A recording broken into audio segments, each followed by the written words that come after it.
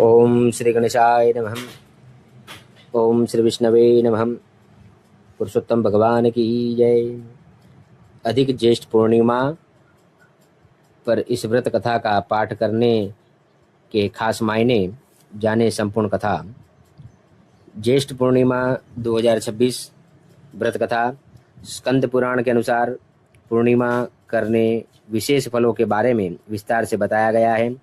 इस दिन भगवान विष्णु माँ लक्ष्मी के साथ चंद्रदेव की पूजा करने के साथ इस व्रत कथा को कहने का विशेष महत्व है। इस कथा को स्वयं श्री कृष्ण भगवान ने माता यशोदा को बताया था।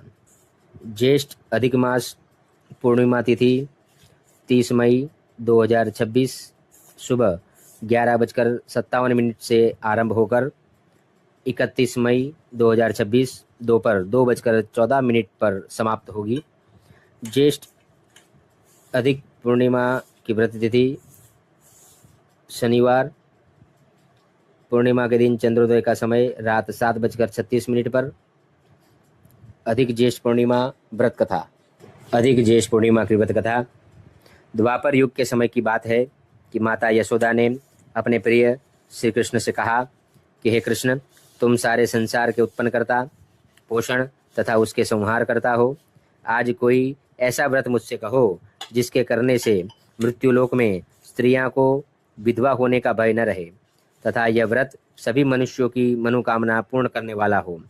श्री कृष्ण कहने लगे, हे माता, तुमने अति सुंदर प्रश्न किया है। मैं तुमसे ऐसे ही व्रत को सविस्तार कहता हूँ। सौभाग्य की प्राप्ति के लिए स्त्रियों को द्वात्रिशत अर्थात 32 पूर्णिमाओं का व्रत करना चाहिए। इस व्रत को करने से स्त्रियों को सौभाग्य संपत्ति मिलती है।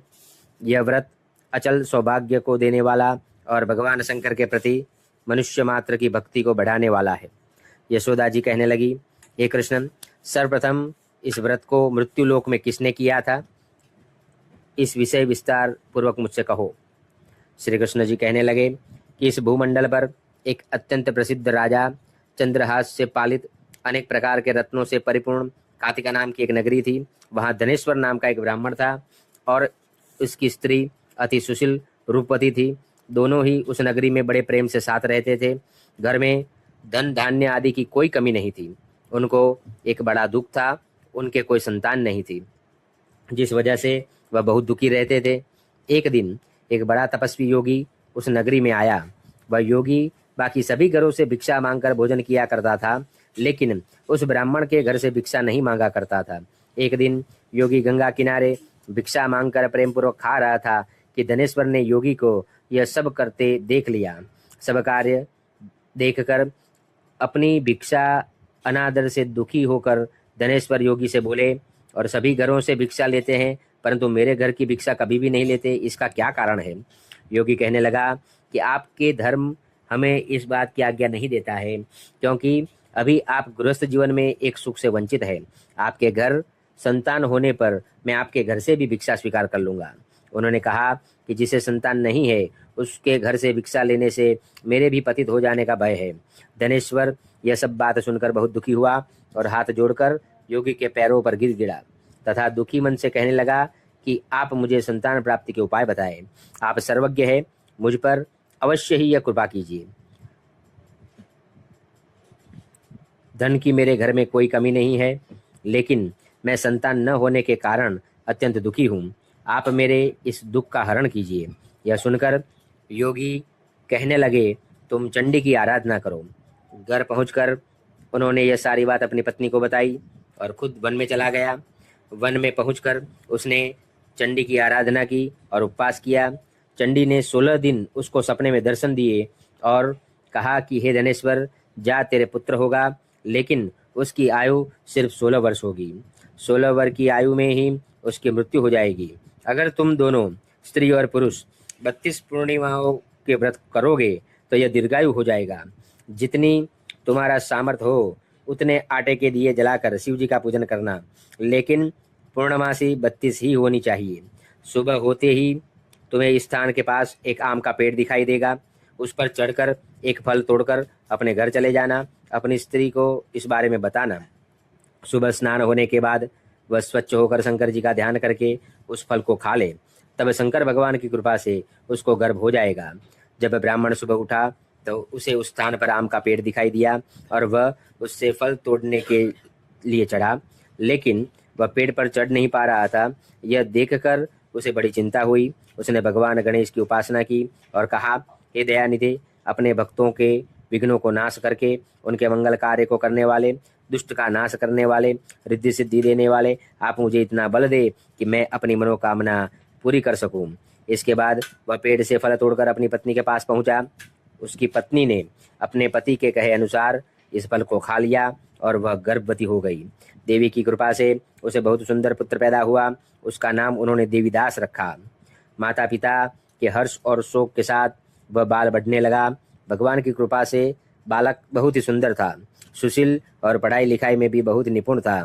दुर्गा जी के कथानुसार उसकी माता के 32 पूर्णमासी का व्रत रखा।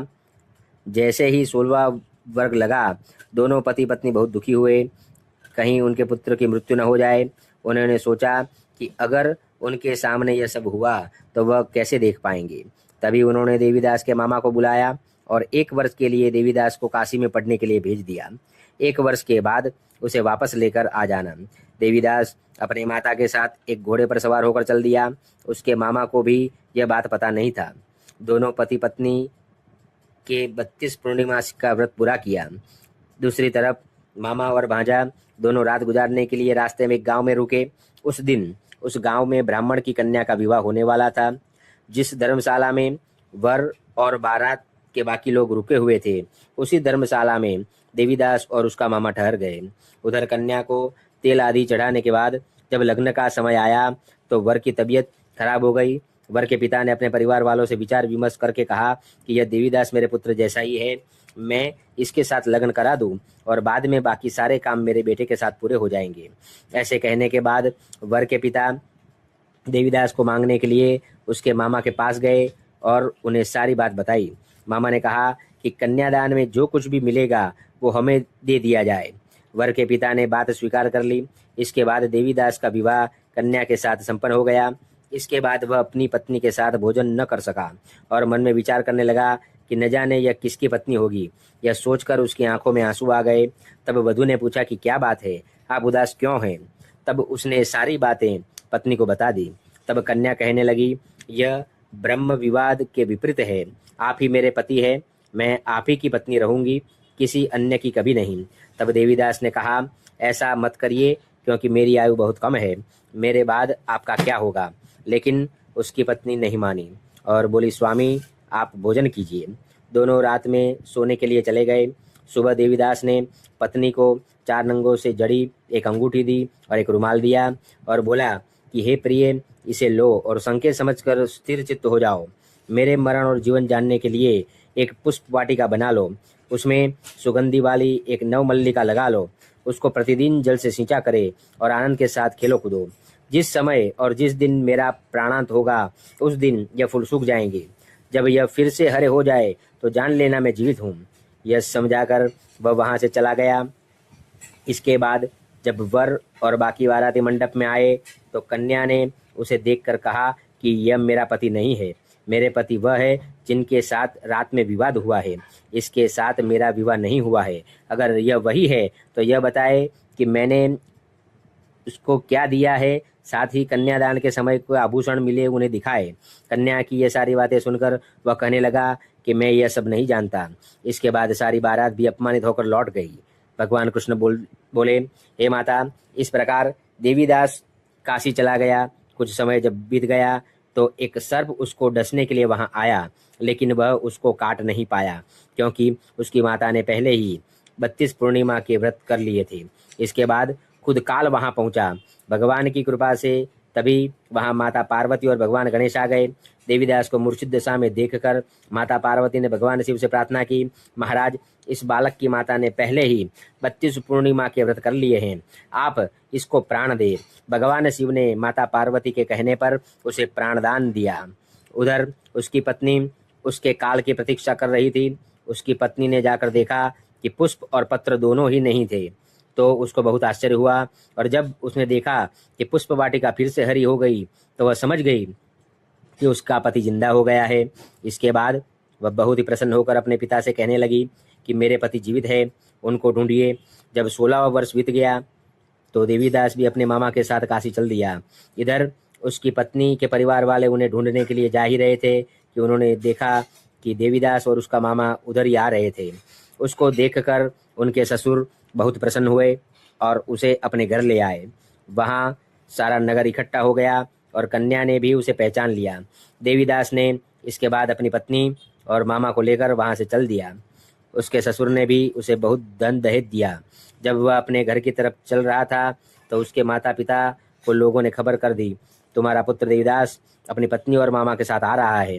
ऐसा समाचार सुनकर पहले तो उन्हें विश्वास नहीं हुआ, लेकिन जब देवीदास आया और उसने अपने माता पिता के पैर छुए तो देवीदास के माता पिता ने उनका माथा चूमा और दोनों को अपने सीने से लगा लिया।